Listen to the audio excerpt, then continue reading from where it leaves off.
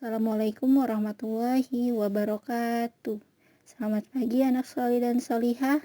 Apa kabarnya? Semoga kita semua dalam keadaan sehat walafiat dan senantiasa dalam lindungan Allah Subhanahu wa Ta'ala. Amin. Hari ini kita akan belajar tema B, subtema 3, pembelajaran 4, 5, dan 6.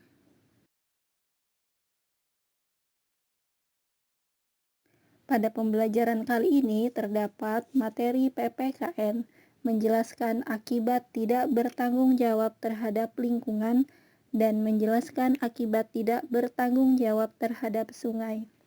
Untuk materi bahasa Indonesia, menuliskan informasi dalam bentuk peta pikiran, menentukan pokok pikiran dalam suatu teks, dan menentukan informasi dari suatu teks. Untuk IPS, menjelaskan usaha-usaha kegiatan ekonomi. Dan untuk materi SBDP, membuat karya gambar cerita serta mewarnai sketsa dengan teknik tertentu.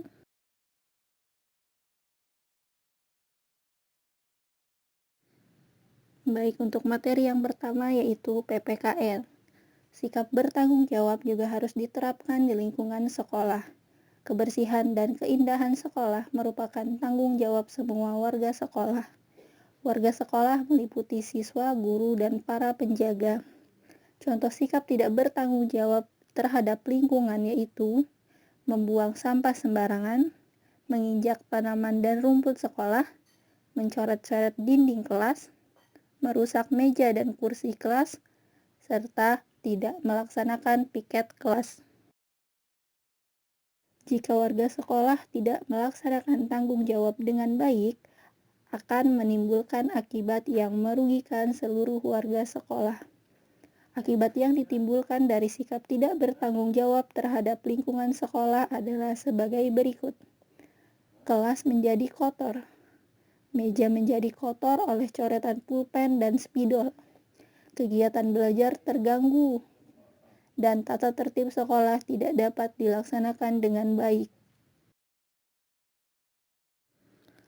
Sikap tanggung jawab membuat kita memiliki karakter atau kepribadian yang baik. Sikap tanggung jawab terhadap lingkungan sekitar sebaiknya ditanamkan sejak kecil. Jika warga tidak melaksanakan tanggung jawab dengan baik, akan muncul berbagai akibat yang merugikan. Salah satunya adalah sungai yang tercemar karena banyak warga yang membuang sampah di sungai. Sampah-sampah tersebut kemudian menumpuk sehingga menyebabkan sungai dipenuhi oleh sampah. Sampah tersebut membuat aliran sungai tersumbat dan tidak lancar, dan dapat pula mengakibatkan banjir ketika musim hujan. Untuk materi yang kedua yaitu bahasa Indonesia, menuliskan informasi dalam bentuk peta pikiran. Peta pikiran adalah suatu cara yang digunakan untuk menemukan informasi-informasi dalam suatu bacaan. Informasi yang ditemukan dituliskan di dalam kotak-kotak peta pikiran. Cara untuk menemukan informasi penting dengan menggunakan peta pikiran yaitu dengan menjawab pertanyaan-pertanyaan yang berhubungan dengan bacaan.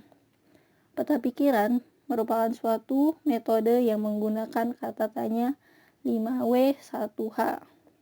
Kata tanya tersebut adalah what, who, when, where, why, and how, atau yang kemarin kita kenal dengan adik Simba.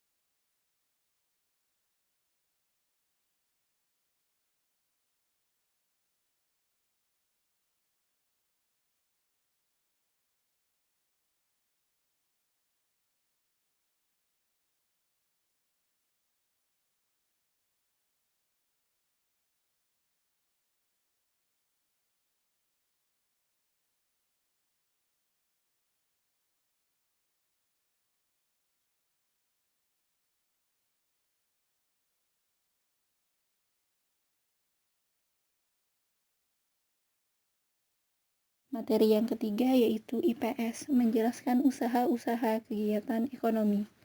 Usaha-usaha kegiatan ekonomi yang dilakukan orang yang bekerja pada usaha peternakan ayam antara lain memberikan pakan ayam secara teratur, memberikan vitamin agar ayam dapat tumbuh dengan sehat, dan membersihkan kandang ayam. Hasil produksi hewan-hewan ternak seperti telur ayam dan daging ayam dapat dikonsumsi setelah dimasak. Jika peternak hewan tidak melaksanakan kegiatannya dengan penuh tanggung jawab, apakah yang akan terjadi? Bukan hanya pemilik peternakan sebagai produsen yang akan terganggu, tetapi semua pihak yang terlibat dalam kegiatan ekonomi tersebut, baik distributor maupun konsumen. Selain itu, hubungan antar pemilik kegiatan ekonomi menjadi tidak harmonis dan tercipta kekacauan.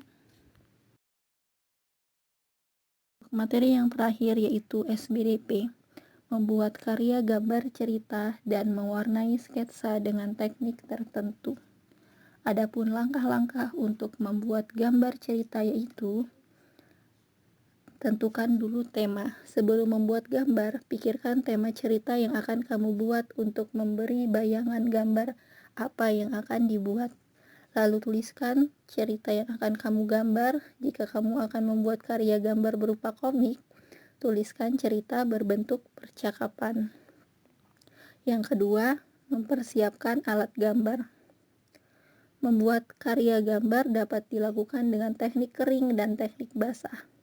Teknik kering dilakukan menggunakan alat gambar yang tidak memerlukan air, seperti pensil, arang, kapur, dan krayon. Sedangkan teknik basah dilakukan menggunakan alat gambar berupa cat, misalnya cat air, tinta, cat poster, cat akrilik, dan cat minyak. Lalu siapkan alat gambar sesuai teknik yang kamu pilih. Tahap yang ketiga yaitu membuat sketsa gambar. Pembuatan sketsa gambar memiliki peran penting dalam karya gambar. Jika sketsa yang dibuat tidak maksimal, karya gambar yang dihasilkan juga kurang baik. Gunakan pensil untuk menggambar sketsa. Sebaiknya gores gambar tipis dan ringan, agar lebih mudah dihapus atau dibetulkan. Kamu juga dapat mencontoh objek sebenarnya sebagai acuan. Yang terakhir, menyempurnakan dan mewarnai gambar. Karya gambar dapat diwarnai sesuai selera pembuatnya. Sebelum mewarnai gambar, sempurnakan gambar terlebih dahulu, lalu warnai gambar dengan salah satu teknik. Pewarna teknik kering misalnya dengan cara arsiran atau gradasi. Baik, selanjutnya soal latihan untuk anak soli dan solihah. Selamat mengerjakan. Sekianlah materi yang dapat Umi sampaikan. Semoga ilmu yang diberikan dapat bermanfaat. Amin. Umi akhiri. Wassalamualaikum warahmatullahi wabarakatuh.